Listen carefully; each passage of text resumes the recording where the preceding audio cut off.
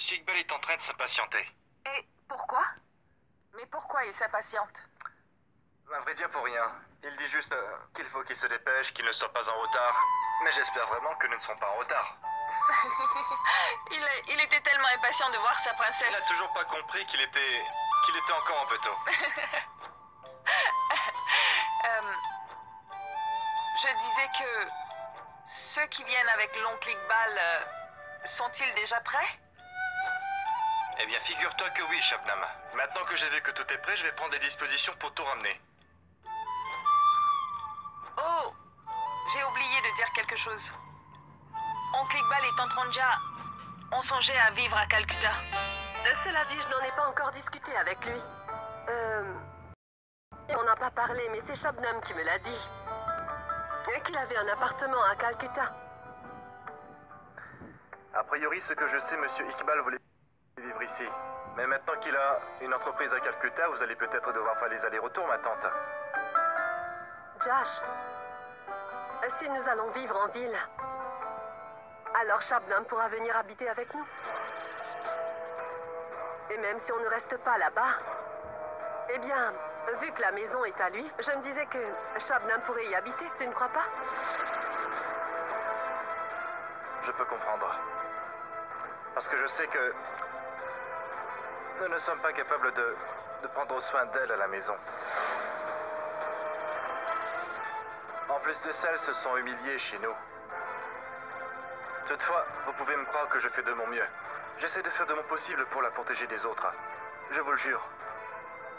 Et d'ailleurs, elle m'avait promis qu'elle n'irait nulle part sans que je lui donne la permission. Tu dois me le promettre, Shabnam.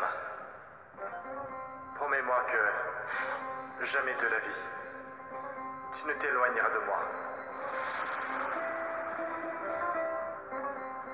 Prends ma main et fais cette promesse. Je te promets que je ne m'éloignerai jamais de toi. Quelle est l'importance de cette promesse? Tu es marié à présent. Tu as une nouvelle vie, Josh. Ce que Shabnam a pu te dire importe peu dorénavant. Et d'ailleurs, pourquoi Shabnam dirait-elle une telle chose? Car elle voit de ses yeux que vous êtes mariés tous les deux. Et elle voit également ta nouvelle vie. Est-ce qu'elle mérite de souffrir de cette façon, Josh? Pourquoi dites-vous de telles choses, Tante Ronja? Vous devez être à la cérémonie dans peu de temps. Ne parlons plus de ces choses futiles. Posez-lui la question. Demandez-lui, Tante Ronja. Elle se tient juste devant vous. Allez-y, demandez-lui. La raison pour laquelle j'ai épousé Rohini, elle est mieux placée pour y répondre. Et pourtant, je lui avais demandé son opinion. En tout cas, chaque fois que je lui demandais son avis, elle ne voulait rien entendre et elle m'a envoyé valser comme en moins que rien. Tout ce qu'elle a fait, c'est de me repousser. Alors que je voulais seulement l'épouser. Cependant, elle a refusé de le faire. Du coup, j'étais forcé d'épouser Rohini. En fait, c'est elle qui m'a obligé à le faire. Le pire, c'est qu'elle m'a fait promettre de me marier avec Rohini. Demandez-lui. Et Rohini, Oui, dis-moi. je me disais que c'est... Je peux savoir qui est-ce que tu appelles là? Je dois faire attention à tout ce que je fais maintenant, ma voix. Tu vois déjà ce que l'avenir me réserve. On s'aimait beaucoup et on a fini par se marier. Désormais, tout a changé. Et je n'ai même pas pu terminer l'Ashta Mangla. Si mon cher mari est en train de passer du bon temps quelque part avec une autre fille, il s'amuse avec elle.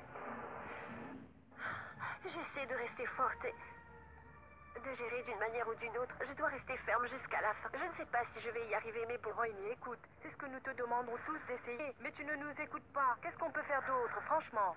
Hein? Il faut que tu donnes une bonne leçon à cette pain bêche. Dis-moi ce que tu comptes faire. Tu veux qu'on aille là-bas? On va lui donner une telle leçon qu'elle ne saura même pas où aller se cacher. Tu verras. On fera en sorte que cette fille ne puisse jamais remettre les pieds dans cette maison, d'accord? Ça ne changera rien, ça ne changera rien. Qu'est-ce que tu crois, Mawa? Tu sais, ce sont des adultes, s'ils décident de se rencontrer, qui peut les en empêcher? Que crois-tu qu'on puisse faire pour les empêcher de se voir? Le fait qu'elle n'habitera pas ici ne changera rien. Ils pourront quand même se voir. On ne peut pas les en empêcher. Tu sais, en ce qui me concerne, il vaut mieux trouver un plan infaillible pour qu'ils se séparent d'eux-mêmes, et cela de façon définitive. Eh bien alors, si tu le savais déjà, dans ce cas, pourquoi est-ce que tu n'as rien fait? Je ne sais pas. Je n'y avais jamais songé avant. J'avais l'impression que Josh avait réellement changé. Comment aurais-je pu savoir? Je me rends compte que j'ai commis une erreur parce que j'ai cru ce que j'ai vu. Pourtant, j'ai vu Josh en train d'ignorer Shabnam. Mawa, tu sais, je l'ai même vu humilier Shabnam, se comporter mal envers elle. Et je pensais que l'attitude de Josh envers Shabnam avait changé, mais ce n'était pas le cas. C'est tout à fait le contraire, il est resté le même. Pourquoi je ne m'en suis pas rendu compte? Bon, écoute, Rohini. Tu ne t'es pas dit qu'il est possible qu'il soit allé là-bas uniquement pour le mariage de Tante Ranja? Autrement, il n'y serait pas allé. Mawa, on est ensemble depuis pas mal d'années. Il est devenu mon mari maintenant. Donc tu conviendras que je le connais mieux que quiconque. Ce n'est pas à cause du mariage de Tante Ranja. Si tel avait vraiment été le cas, alors il m'aurait sans doute emmené avec lui. Il aurait pu me forcer à l'accompagner dans ce village. Mais il ne l'a pas fait. Et la raison pour laquelle il ne l'a pas fait, c'est parce qu'il voulait passer du temps avec Shabnam. C'est la seule et unique raison. Enfin, je ne te l'ai pas dit quand j'étais partie pour Ashtamangla. Oui. Eh bien, Shabnam avait apporté son aide à ma mère, tu le sais. Tu n'as aucune idée de la manière dont Shabnam s'est comporté avec elle. Elle lui a très mal parlé. Quoi? Tu ne me l'as pas dit avant, Rohini? Qu'aurais-je pu te dire? Qu'aurais-je pu te dire? Même moi, je n'arrive plus à le supporter. Je n'en peux plus. J'en ai par-dessus la tête. J'avais osé espérer avoir une vie paisible, tu sais. J'avais aspiré à une vie différente, mais un beau jour, une fille a débarqué et a complètement chamboulé ma Non, vie. comment peux-tu dire une chose pareille? Et tu ne vas rien faire, tu vas jeter l'éponge. C'est tout ce que tu trouves à dire, Rohini? Tu n'as pas l'intention de te battre, dis-moi? Tu ne comptes pas te débarrasser définitivement de cette profiteuse? Je le veux, et je le ferai. Je le veux plus que tout, et c'est pour cela que j'essaye, mais ce ne sera pas réglé de sitôt. Cela prend du temps, et de ce fait, il faut gérer ce problème délicatement. Il va falloir faire preuve de beaucoup de tact, sinon tout va échouer. Dis-moi, qui es-tu en train d'appeler alors? Un peu de patience, laisse-moi passer cet appel, je te raconterai tout en détail après. Entendu. Attends, je vais le dire. Avec vous. Allez-y, je vous rejoins. Ça va aller. Bonjour, c'est quoi le problème? Oui, c'est Raoul. À vrai dire, j'aurais besoin de ton aide parce que j'ai un gros problème en ce moment. Pourquoi? C'est quoi le souci? Que puis-je te dire, Raoul? Quelles que soient les disputes ou les bagarres, quels que soient les malentendus que tu as pu avoir avec Josh, je te considère toujours comme un ami. Tu es comme un frère pour moi. Alors je n'ai pas pu m'empêcher de t'appeler, tu sais. Va droit au but et dis-moi quel est le problème. J'ai fait ce que j'avais à faire. Et Josh en a fait de même. C'est pourquoi je ne suis pas resté en contact avec vous. Et ta décision est tout à fait compréhensible, Raoul. Es-tu toujours en contact avec Shabnam? Oui, je le suis, et je le resterai. J'étais en contact avec Shamnam, et je compte le rester. C'est en dehors de ta maison. Si tu as un problème avec ça, je ne peux rien y faire.